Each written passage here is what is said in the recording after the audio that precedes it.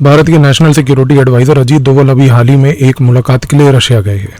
इस मुलाकात से भारत को क्या मिलेगा, ये मुलाकात हुई क्यों, इसका महत्व क्या है, इस चीज़ को जानने से पहले आपको भारत और रूस के बीच के जो रिश्ते हैं, खास करके कूटनीतिक लेवल पर उनके संबंधों का जो स्ट्रक्चर है उसको समझना जरूरी है। 2000 का जो वर्ष था, उस वर्ष में भारत ने और रूस ने मिलकर एक अग्रीमेंट साइन किया। उस अग्रीमेंट के तहत एक निर्णय ये लिया गया कि हर एक साल भारत और रूस एक annual summit head of the state level पर करेंगे। इस अग्रीमेंट का नाम था strategic partnership agreement. Strategic partnership agreement के बाद जब एक नया स्ट्रक्चर क्रिएट किया गया जिसमें ये बात बोली गई कि हेड ऑफ द स्टेट दोनों देशों के, जो हमारे प्रधानमंत्री और उनके रशियन काउंटर पार्ट जो हैं, जब वो एनुअल लेवल पर मिलेंगे तो वो एनुअल लेवल पर मुलाकात करके एक इंडिया और रशिया रिलेशनशिप का एक पैरामीटर क्रिएट करेंगे, एक फ्रेमवर्क क्रिएट करेंगे। उस एनुअल लेवल डायलॉग में दोनों देशों को अगले एक साल के रिश्तों के लिए क्या दिशा दिखानी चाहिए, वो चीज़ की क्लैरिटी दी जाएगी। इसके बाद जब ये एनुअल लेवल समिट पे एक एजेंडा सेट हो जाएगा, इसका एग्जीक्यूशन का कार्य वो नेशनल सिक्योरिटी एडवाइजर दोनों देशों के ऊपर आता है। तो 2000 से लेके आज तक अगर हेड ऑफ द स्टेट दोनों देशों के मिल रहे हैं तो उसी के साथ साथ नेशनल सिक्योरिटी एडवाइजर भी मिल रहे हैं। इसी साल जून के महीने में भारत के प्रधानमंत्री रूस की विजिट पे गए, उन्होंने वहां जाकर एनुअल समिट में भाग लिया। उस एनुअल समिट के भाग में जो एजेंडाज को सेट किया गया उनको इंप्लीमेंट करने के लिए ये नेशनल सिक्योरिटी एडवाइजर की विजिट। तो सबसे पहले आप इस चीज़ के बारे में कंप्लीट क्लैरिटी रखिए। दूसरी चीज, भारत और रूस के बीच में जो संबंध आज की डेट में चल रहे हैं, उन संबंधों में सबसे महत्वपूर्ण जो डायमेंशन है वो पहला डायमेंशन है डिफेंस का। भारत आज की डेट में एक बहुत बड़ा डिफेंस इंपोर्टर है रशिया से, ये बात आप सभी जानते हैं। लेकिन सबसे बड़ी बात जानने की यह है कि भारत ने पिछले कई सालों में अपने डिफेंस इंपोर्ट्स को बहुत डाइवर्सिफाई भी किया है। और जब हमने अपने डिफेंस इंपोर्ट्स को डाइवर्सिफाई किया तो हमने एक बड़ी महत्वपूर्ण चीज़ ये देखी कि south Korea, Israel, America, Germany, ये जो अलग अलग प्रकार के देश हैं, हम लोगों ने अपने डिफेंसेस को डाइवर्सिफाई करके इन नए देशों को अपने डिफेंस बास्केट में ऐड करने की कोशिश की। लेकिन क्या उसका मतलब ये है कि हमने अपने रूस से डिफेंस इंपोर्ट्स को बिल्कुल ही लाना बंद कर दिया? नहीं, हम रूस से अभी भी डिफेंस इंपोर्ट्स खरीदते हैं, लेकिन हमारा जो ओरिएंटेशन है रूस को लेकर डिफेंस इंपोर्ट्स का, वो अब बदल चुका है। कैसे बदला है? क्योंकि जो अभी हाल ही में समिट हुआ प्रधानमंत्री के बीच में और रशिया के काउंटर पार्ट के बीच में जून 2024 में, उसमें एक निर्णय ये लिया गया कि डिफेंस में हम अब जितने भी प्रोडक्ट्स पे फोकस करेंगे, यदि हम रूस से कुछ खरीदना चाहते हैं तो वो होंगे क्रिटिकल डिफेंस टेक्नोलॉजीज। और ये चीज को लिखित में इस बार बोला गया, लेकिन इसके पीछे का जो बैकग्राउंडिंग काम चल रहा था वो पिछले 3 साल से चल रहा था। पिछले 3 साल से भारत रूस को बार बार ये बात बोल रहा था कि हम आपसे डिफेंस लेवल पर क्रिटिकल डिफेंस टेक्नोलॉजीज में एंगेज करेंगे। जब इस बार 2024 जून में हमने उसको अग्रीमेंट में लिखा तो हमने ये बात समझाई कि ये क्रिटिकल डिफेंस टेक्नोलॉजी क्या है। हमने बोला कि क्रिटिकल डिफेंस टेक्नोलॉजी का मतलब है वो प्रकार की टेक्नोलॉजीज जिसमें भारत अभी आत्मनिर्भर नहीं है, जिसको आत्मनिर्भर होने के लिए भारत को कम से कम अगले 5 से 7 साल या 10 साल लगेंगे। अगर आप देखें तो भारत ने 2 साल पहले रूस से एक बड़ा important piece of defence technology खरीदा था जिसको हम कहते हैं ट्रायम्फ S-400। ट्रायम्फ S-400 जो है एक एयर डिफेंस सिस्टम है। आज भारत को इस एयर डिफेंस सिस्टम की बहुत बड़ी आवश्यकता है, क्योंकि भारत के एक तरफ है एक नोटोरियस सा चीन, दूसरी तरफ है एक निकम्मा नीच किस्म का पाकिस्तान। तो ये दोनों देश, इन दोनों देशों से जो मिसाइल्स के थ्रू भारत की पूरी सिटीज जो हैं उनको एयर डिफेंस लेवल पर प्रोटेक्ट करने के लिए एक जो सुरक्षा कवच भारत ने रशिया से खरीदा है उसका नाम है ट्रायम्फ 400। और ट्रायम्फ 400 एक टेक्नोलॉजी है जिसका प्रयोग रूस खुद करती है। रूस ने इसको भारत को बेचने से पहले टर्की को किया, और तुर्की आज की डेट में जो देश है वो इसका बहुत गहरे तरीके से प्रयोग कर रहा है, और अब भारत भी उसी का एक प्रयोग करते हुए दिखता जा रहा है। दूसरा सबसे महत्वपूर्ण जो सेक्टर जो 2024 जून में प्रधानमंत्री की विजिट पे साइन हुआ, जिसके बारे में नेशनल सिक्योरिटी एडवाइजर इस बार जाकर जो मीटिंग कर रहे हैं, वो था एनर्जी सेक्टर। भारत अभी तक एनर्जी इंपोर्ट जितना भी करता था वो हाइड्रोकार्बन का करता था। हाइड्रोकार्बन यानी कि तेल का करता था। हम जब तेल का खरीद फरोख्त करते हैं तो इस तेल के खरीदने में और तेल के प्रयोग से प्रदूषण पैदा होता है। आज भारत खुद एक बहुत बड़ा चैंपियन बन रहा है धीरे धीरे आने वाले समय में कि वो क्लीन एनर्जी को प्रमोट करे, क्लीन एनर्जी टेक्नोलॉजीज को प्रमोट करे।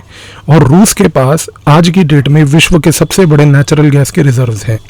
ईरान और रूस, ये 2 ऐसे देश हैं, खास करके कतर, इन तीनों के साथ अगर आप देखें लॉन्ग रन में जो है, इसी रीजन से आप समझेंगे कि ये तीन देश अमेरिका के साथ कभी भी अलाइन क्यों नहीं करते।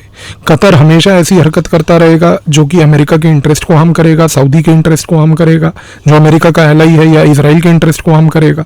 साथ ही में ईरान, आप जानते ही हैं कि उसने पूरे मिडिल ईस्ट में आतंक मचा रखा है, और रूस, क्योंकि इन तीनों के तीनों को पता है कि हमारे पास नेचुरल गैस है जो फ्यूचर ऑयल है, जो तेल का एक विकल्प है, और भारत आज की डेट में रूस के साथ अपने पुराने रिश्तों को लीवरेज करते हुए इस नेचुरल गैस को सिक्योर करना चाहता है। इस रीजन से हमने इस अग्रीमेंट को जून 2024 में साइन किया। इस अग्रीमेंट को एग्जीक्यूट करने के लिए जो पूरा पाइपलाइन इंफ्रास्ट्रक्चर होगा, उसका नेचुरल गैस का जो ट्रांसपोर्ट होगा, उसको कंटेनर्स में लेके भारत आया जाएगा, उस पर्टिकुलर एस्पेक्ट की वर्किंग के लिए नेशनल सिक्योरिटी एडवाइजर की विजिट हुई। तीसरा एलिमेंट, सबसे महत्वपूर्ण चीज यह है कि भारत के नेशनल सिक्योरिटी एडवाइजर को जाना रूस इसलिए भी पड़ा क्योंकि जब प्रधानमंत्री अभी रूस गए थे तो उन्होंने वहां पर जाकर एक बड़ी महत्वपूर्ण बात बोली कि रूस और यूक्रेन के युद्ध के कारण सिर्फ भारत को नहीं बल्कि जो ग्लोबल साउथ के बाकी देश हैं उन सभी को समस्याएं हो रही हैं। इसमें भारत का सबसे पहला नेशनल इंटरेस्ट क्या है? यदि रूस और यूक्रेन का युद्ध नहीं रुकता तो ये युद्ध ना रुकने के कारण भारत को सप्लाई चेन की प्रॉब्लम हो रही है, भारत को इन्वेस्टमेंट की प्रॉब्लम हो रही है। दोनों को देखते हैं। सप्लाई चेन की प्रॉब्लम इसलिए हो रही है क्योंकि यूक्रेन एक ऐसी जगह पर विश्व के मैप में स्थित है कि यूक्रेन के उस पार के देश और यूक्रेन के आसपास के देश, उनके पास जितने भी रिसोर्स हैं उनको सप्लाई करना, भारत में लाना अभी बड़ा मुश्किल होता जा रहा है क्योंकि वहां पर एक बहुत बड़ा युद्ध चल रहा है। दूसरा, मैंने आपको बोला इन्वेस्टमेंट। यूरोप जो है, यूरोप खास करके जो वेस्टर्न यूरोप है, उसके पास बहुत पैसा है, बहुत टेक्नोलॉजी है, और भारत आज की डेट में चाहता है कि वो पैसे और टेक्नोलॉजी के साथ उनका रिश्ता एक भारत से भी बने। लेकिन समस्या क्या हो रही है, क्योंकि उन देशों के आसपास यूक्रेन में एक लड़ाई चल रही है रूस के तहत, तो वो सारे देश अभी इस मोमेंट पे वो पैसा भारत जैसे देशों में लगाने के बजाय अपनी डिफेंस को मजबूत करने में लगा रहे हैं, और वो क्योंकि फजूल का खर्चा अपनी डिफेंस को मजबूत करने में लगा रहे हैं, वो पैसा भारत जैसे देशों में आकर भारत के विकास कार्य में नहीं लग पा रहा है। इस कारण से भारत ने अभी जब हमारे प्रधानमंत्री जून 2024 में गए तो उन्होंने एक बड़ी महत्वपूर्ण बात यह बोली कि हमें इस युद्ध को रोकना है और कुछ भी करके शांतिपूर्वक तरीके से इस मसले का, रशिया और यूक्रेन के बीच के मसले को हल निकालना है। अब इस चीज को समझिए कि नेशनल सिक्योरिटी एडवाइजर की जो विजिट है इस बड़े जियोपॉलिटिकल चैलेंज को मिटिगेट करने के लिए गई है, क्योंकि आज अगर भारत को एक विकास के कार्य पर चलना है, आज अगर भारत को एक विकास के पाथ पे चलना है, तो हमें एक ग्लोबल स्टेबल ऑर्डर चाहिए। और इस ग्लोबल स्टेबल ऑर्डर में आज की डेट में 3 ऐसे स्पेसिफिक देश हैं जो अड़चन क्रिएट कर रहे हैं। पहला है रूस, जो यूक्रेन से युद्ध करके यूरोप की इन्वेस्टमेंट और सप्लाई चेन्स को भारत की तरफ आने में रोक रहा है। दूसरा है ईरान, जिसने अपने आप और अपने प्रॉक्सीज के थ्रू इजराइल के ऊपर जो आक्रमण किए हैं उससे मिडिल ईस्ट में एक इंस्टेबिलिटी बनी हुई है। और तीसरा है चीन। चीन ने अपनी आर्थिक परिस्थिति का प्रयोग करके, अपनी मिलिट्री परिस्थितियों का प्रयोग करके, जो उसने भारत के साथ एक बॉर्डर पे फ्रंट खोल रखा है, जो वो अमेरिका को काउंटर करने की कोशिश कर रहा है पूरे एशिया में, पूरे वेस्ट एशिया में। इन सारे जियोपॉलिटिकल चैलेंजेस को मिटिगेट करने के लिए भारत ने जो रणनीति अपनाई है वो बड़ी स्पष्ट तरीके से अपनाई है। सबसे पहले भारत ने ये बोला कि मुझे अगर इन 3 फैक्टर्स को देखना है, जिसमें से चीन एक फैक्टर है जो यूएस से एक लड़ाई लड़ रहा है, दूसरा ईरान एक फैक्टर है जो इजराइल से लड़ाई लड़ रहा है और सऊदी से लड़ाई लड़ रहा है, और तीसरा जो रूस और एक यूक्रेन से लड़ाई लड़ रहा है। भारत ने एक बहुत महत्वपूर्ण चॉइस ये किया कि इन 3 जियोपॉलिटिकल चैलेंजेस में से मैं अपने सारे के सारे कदम किन चैलेंजेस के ऊपर रखूंगा। जब उसने ये निर्णय लिया तो उसका निर्णय ये निकला कि ये चैलेंज जिसको मुझे मिटिगेट करना है और जिस चैलेंज को ओवरकम करने के लिए मैं अपना एक सहयोग देना चाहूंगा, वो हमने चुना रशिया यूक्रेन का कॉन्टेक्स्ट। अब ये सवाल उठता है क्यों? अब आप एक एक करके समझिए। हम चीन के साथ, जो चीन और अमेरिका का कंपटीशन चल रहा है, जिसकी राइवलरी की वजह से पूरा एशिया डिस्टेबलाइज हो रहा है, जिसकी वजह से पूरा एक लार्जर ग्लोबल नैरेटिव बन रहा है, वो अमेरिका की सिरदर्दी है। चीन इस समय भारत के साथ कंपीट करके भारत को कहीं पर भी जो है अंडर राइट नहीं करने की कोशिश कर रहा है। अमेरिका इस समय जो है उसकी राइवलरी चीन के साथ है, चीन की राइवलरी अमेरिका के साथ है। तो भारत ने यह निर्णय लिया कि इन दोनों की राइवलरी में मुझे नहीं पड़ना, मैं अपने बॉर्डर को सिक्योर करूंगा, अपने बॉर्डर पे जितना भी इशू है उसको बायलैटरली डायरेक्टली चीन के साथ रिजॉल्व करके और चीन के साथ उस मसले का हल निकालूंगा। दूसरा, जो दूसरा जियोपॉलिटिकल चैलेंज है वो है ईरान का। इस ईरान वाले चैलेंज में भारत को एक चीज समझ आ गई, ईरान हमारे पक्ष में है, सऊदी अरेबिया हमारे पक्ष में है, इजराइल हमारे पक्ष में है। जब तीन बड़े मिडल ईस्ट के प्लेयर यदि हमारे साथ कोई ऐसा इंटरेस्ट हमारा अफेक्ट नहीं करते, इन तीनों के आपस में लड़ाई के कारण जब हमारी किसी नेशनल इंटरेस्ट पे कोई आंच नहीं आती, तो मैं इन तीनों की लड़ाई में क्यों पड़ूं। इस रीजन से भारत ने किसी भी तरीके से, आप देखिए कि जब से पिछले साल 7 अक्टूबर 2023 से इजराइल गाजा का इशू हो या ईरान के प्रॉक्सी वॉर जो इजराइल के साथ चल रही है उसका इशू हो, इस किसी भी चीज में भारत ने प्रोएक्टिवली जाकर कदम उठाकर उन दोनों लोगों को नहीं बोला कि आप बैठ के सुलह कीजिए। हमने जानबूझकर तीसरा और आखिरी जियोपॉलिटिकल चैलेंज चुना जो कि था रूस और यूक्रेन का। क्यों? 2 फैक्टर्स हैं। सबसे पहला, यूरोप, मैंने आपको बताया कि इस समय भारत की विकास कार्य के लिए सबसे महत्वपूर्ण कॉन्टिनेंट है, क्योंकि यूरोप के पास जो टेक्नोलॉजी और इन्वेस्टमेंट है वो भारत को चाहिए। तो भारत के नेशनल इंटरेस्ट में है एक स्टेबल यूरोपियन ऑर्डर। दूसरा, भारत रूस के साथ अच्छे संबंध रखता है, बाकी यूरोप के सारे देश अमेरिका के साथ अच्छे संबंध रखते हैं। यूरोप के जितने देश हैं इस मोमेंट पे यदि अगर वो चाहेंगे किसी से भी एंगेज करना और अगर उनको चॉइस दी जाए भारत के बीच में और चीन के बीच में, वो किसी भी दिन भारत को चुनेंगे। क्यों? क्योंकि भारत एक डेमोक्रेटिक देश है, यूरोप के मेजॉरिटी देश डेमोक्रेटिक देश है, एक democracy, largest democracy on the earth Bharat. यदि आज यूरोप में जाकर बाकी यूरोपियन डेमोक्रेसीज को अगर ये बात बोल रही है कि देखिए रूस और यूक्रेन के अंदर सुलह कराना सबके हित में है, तो वो यूरोपियन देश भी भारत की इस बात को सुन रहे हैं। यही चीज अगर चीन जाके बोलेगा तो चीन की बात कोई नहीं सुनेगा, क्योंकि चीन जो हरकतें और गतिविधियां साउथ चाइना सी में कर रहा है, चीन जो गतिविधियां आज की डेट में जापान के साथ कर रहा है, चीन जो सारा टाइम आतंक और धमकाने का काम ताइवान को लेकर कर रहा है, इसकी वजह से चीन की मार्केट में कोई इज्जत नहीं है।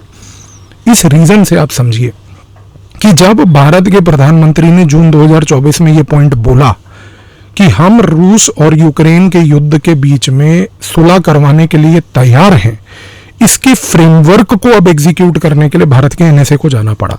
और भारत के एनएसए की इस मीटिंग में क्या हुआ? भारत की एनएसए की इस मीटिंग में सबसे पहले एनएसए ने एक बात ये बोली रूस को जाके कि देखिए, यूक्रेन के साथ लड़ाई करने के लिए आपको कोई इंटरेस्ट नहीं है। यूक्रेन में इस समय आप दोनों को अगर देखें, रूस को भी और यूक्रेन को भी, वो लड़ाई करके क्या अचीव कर रहे हैं? दोनों के दोनों लड़ाई करके टेरिटोरियल बफर्स बना रहे हैं, छोटी छोटी टेरिटरीज को काट रहे हैं। हमने जाकर, हमारे एनएसए ने ये स्टेटमेंट दिया कल कि किसी भी प्रकार के ये टेरिटोरियल बफर आपको काम नहीं आएंगे, आपको एक दूसरे की टेरिटोरियल इंटेग्रिटी को इंटैक्ट रखना होगा। और ये स्टेटमेंट बड़ा महत्वपूर्ण है। जब हमने ये बात बोली कि टेरिटोरियल इंटेग्रिटी को इंटैक्ट रखिए, इसका मतलब ये है कि हमने इनडायरेक्टली चाइना को ये मैसेज दिया कि देखिए आप भी टेरिटोरियल इंटेग्रिटी को मेंटेन कीजिए, क्योंकि किसी भी देश के बीच में युद्ध जो है वो इस रीजन से भी हो सकता है कि यदि आप टेरिटोरियल इंटेग्रिटी ना मेंटेन करें, और युद्ध होते हुए को रोकने का तरीका भी ये है कि अगर टेरिटोरियल इंटेग्रिटी मेंटेन की जाए और किसी भी प्रकार के टेरिटोरियल जोन्स ना क्रिएट किए जाए। तो हमने जब ये बात जाकर रूस में अभी बोली, तो रूस से, यूक्रेन से, दोनों जगह पर एक मैसेज समा गया कि टेरिटोरियल इंटेग्रिटी मेंटेन करना सबसे आवश्यक है। दूसरा, भारत के एनएसए ने जाकर एक और महत्वपूर्ण बात बोली रूस में कि देखिए रूस, हम चाहते हैं इस युद्ध को रोका जाए, जितना जल्दी होए आप सुलह कीजिए, और हम आने वाले समय में इस युद्ध के रुकने के बाद यूक्रेन के अंदर जितना भी पोस्ट वॉर इकोनॉमिक रिकंस्ट्रक्शन का कार्य है, यानी कि युद्ध के बाद, जो युद्ध के दौरान यूक्रेन की तबाही होने के बाद यूक्रेन को रीबिल्ड करने के लिए जो आवश्यकता है चीजों की, एड की, पैसे की, उसमें भारत एक रोल प्ले करेगा। अब आप सोच रहे होंगे कि भारत को यूक्रेन में जाकर पोस्ट वॉर रिकंस्ट्रक्शन के एफर्ट्स में कराने की क्या आवश्यकता है? आवश्यकता है। उसका रीजन ये है कि जब भारत यूरोप के हार्ट के अंदर जाकर यूक्रेन में अगर इकोनॉमिक रिकंस्ट्रक्शन एक्टिविटीज कराएगा, इससे यूरोप को एक मैसेज जाएगा और यूरोप को ये समझ आएगा कि भारत को अब वो हल्का नहीं ले सकता। भारत एक सीरियस क्रेडिबल इंटरनेशनल प्लेयर है। ये serious credible international player Bharat जो है, ये आज की डेट में एक ग्लोबल रिस्पॉन्सिबिलिटी के तहत यूक्रेन के रिकंस्ट्रक्शन को भी कर रहा है। इससे जो भारत की इमेज बनेगी यूरोप के अंदर, उस इमेज से फिर वही दो चीजें याद रखिएगा जो भारत के नेशनल इंटरेस्ट में है यूरोप के साथ, इन्वेस्टमेंट और टेक्नोलॉजी। ये दोनों के दोनों और आसानी से फ्लो करेंगे भारत में, और इससे भारत का विकास, इससे भारत के अंदर जो प्रगति है ये और बढ़ेगी। अब आपको ये चीज तो समझ आ गई होगी कि भारत का जो ओवरऑल आर्किटेक्चर है, जिसके लिए एनएसए को अभी जाना पड़ा, और एनएसए ने जाकर जब ये दो बातों पर चर्चा करी कि आप युद्ध को रोकिए, युद्ध को रोकने के बाद इकोनॉमिक रिकंस्ट्रक्शन में भारत को एक रोल प्ले करने दीजिए, इससे रूस को पॉजिटिविटी इस बात की लगी कि यदि यूक्रेन के युद्ध को खत्म करने के बाद अगर यूक्रेन का रिकंस्ट्रक्शन कार्य भारत करेगा तो कम से कम भारत एक निष्पक्ष देश होकर यह काम कर पाएगा। क्योंकि अदरवाइज अगर आप इतिहास देखें तो अमेरिका इस चीज में भी छल कपट करता है। पहले वो एक देश को इन्वेड करता है, उस देश को इन्वेड करके उसको तबाह करता है, फिर अपनी ही निजी कंपनियों को उस देश में भेजता है और उन्हीं निजी कंपनियों को बोलता है कि अब आप यहां पर पूरी पूंजी लगाइए, और पूंजी लगाकर उस देश का विकास करने के नाम पर उस पूंजी को वो वहां भेज के वो पूंजी को रीरूट करते हुए अमेरिका में वापस लाता है। इससे सिर्फ और सिर्फ अमेरिका की हेजेमनी और अमेरिका की पावर इंटैक्ट रहती है। लेकिन आज जब भारत ये बात बोल रहा है तो रूस को कंफर्ट इस बात से भी है क्योंकि रूस ने अमेरिका के इतिहास को अफगानिस्तान और इराक 2001 और 2003 में देखा है। उसने देखा है कि दोनों जगह पर जब अमेरिका रिकंस्ट्रक्शन के नाम पर गया तो वो रिकंस्ट्रक्शन के नाम पर अमेरिका ने प्राइवेट मिलिट्री कंपनीज को वहां बिठाकर उन दोनों देशों को एक लिसनिंग पोस्ट बना लिया अपनी इंटेलिजेंस के लिए। ये चीज भारत कभी नहीं करेगा। और ये चीज यदि भारत अगर यूक्रेन में जाकर ये बोलता है कि हम अपनी निजी कंपनियों की पूंजी वहां पर लगवाएंगे, तो रूस को यह बात पता है कि कम से कम यूक्रेन उस केस में CIA का एक लिसनिंग पोस्ट भी नहीं बनेगा। तो ये सारी चीजों का जो अश्योरेंस था, ये जाकर NSA की विजिट के थ्रू भारत के NSA ने अभी दिया है। और आप अगले आने वाले 6 से 10 महीनों में देखेंगे, अगले समिट से पहले, क्योंकि अगले समिट में पुतिन जी जो हैं वो भारत आएंगे और भारत आके दोनों देशों के बीच में एक वार्तालाप होगी। इस एजेंडा को एग्जीक्यूट करने के फ्रेमवर्क को जो इस्टेब्लिश किया गया है, इस एजेंडा का विजिट ये था। तो आई होप भारत के NSA की विजिट जो रशिया में हुई, आपको लार्जर जियोपॉलिटिकल एस्पेक्ट और micro level structural aspect diplomacy के जो थे वो दोनों के दोनों अब क्लियर हो गए होंगे। धन्यवाद।